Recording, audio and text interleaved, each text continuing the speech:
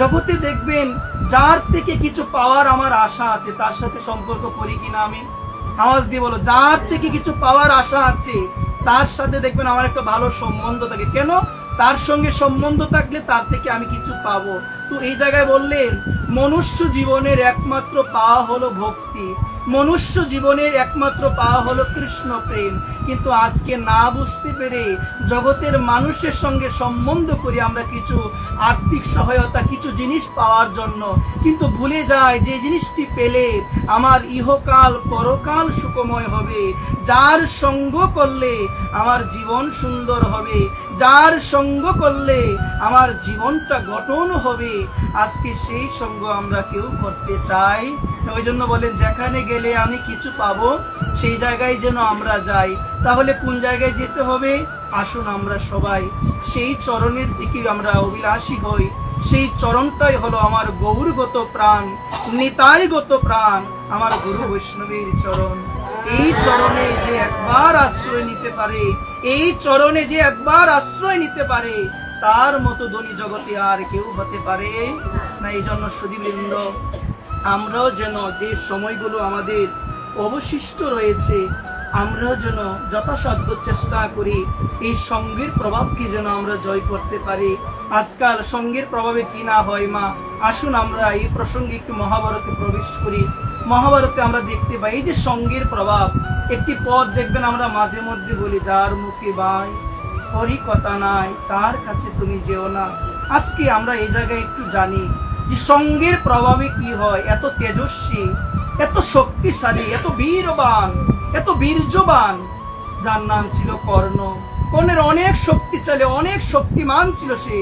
এত শক্তি ছিল যে অর্জুন তার সঙ্গে যুদ্ধ করেও পারবে না, এত শক্তি ছিল। কিন্তু মা, আজকে আমরা মহাভারতে দেখতে পাই কর্ণের পতনের একমাত্র কারণ হলো সে সঙ্গ দিয়েছিল দুর্যোধনের, এই জন্য তার পতন হয়েছে মা। আজকে কর্ণ যখন এই হস্তিনাপুরের রাজসভার মধ্যে, সুধীবৃন্দ মন দিয়ে শুনি, যখন দ্রৌপদীর বস্ত্র হরণ করা হবে, কর্ণের মতো একজন এত প্রজ্ঞাশালী, এত ব্যক্তিত্ব সম্পূর্ণ, এত তেজস্বীশালী, এত দানবীর, তার মতো দান জগতে কেউ করতে পারবে না। এত দান জীবনে তিনি করেছিলেন। আজকে ওই কর্ণের জীবনীতে দেখতে পাই এত জ্ঞানবান, এত দানবান, এত প্রজ্ঞাশালী, এত বিবেকবান, তার সমস্ত বিবেক আজকে নষ্ট হলো দুর্যোধনের সঙ্গ দেওয়ার জন্য।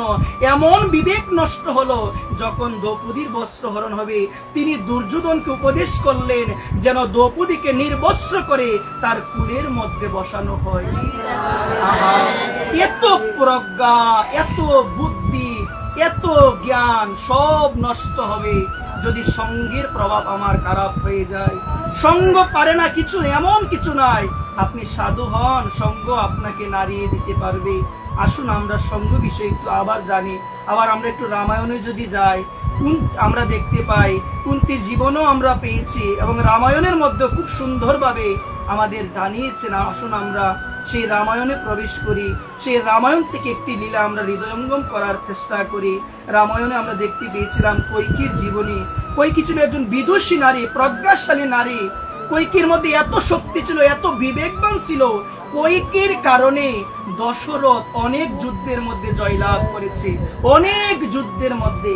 কিন্তু আজকে ওই কৈকির জন্য দশরথের মৃত্যু হলো।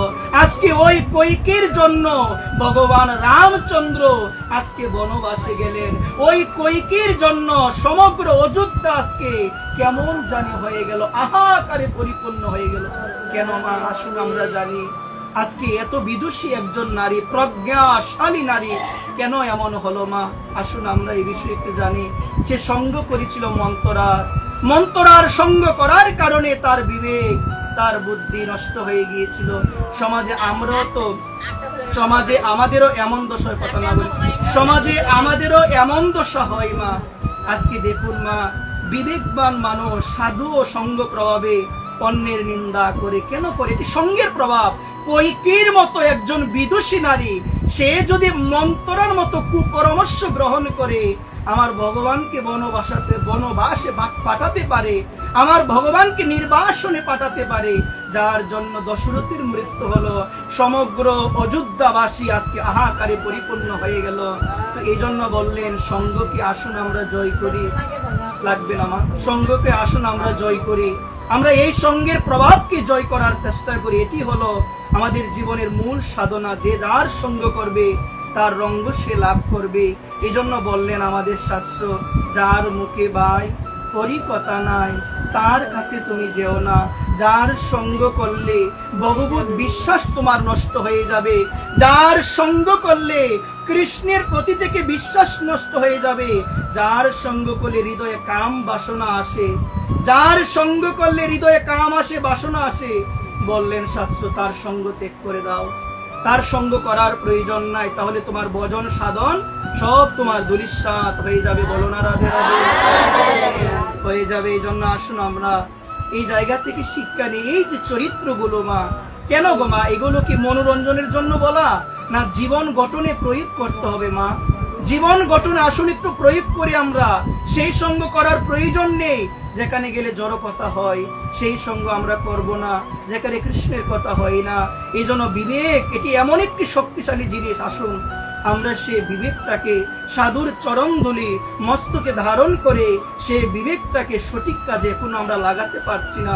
এই জন্য সুধীবৃন্দ এখনো যে সময় আছে, আসুন আমরা সাধুর চরণ ধুলি নিজের মস্তকে ধারণ করে আমরা যেন আমাদের নিজ বিবেককে, ওই আয়না স্বরূপ বিবেককে যেন এখনো যেন আমরা কাজে লাগাতে পারি।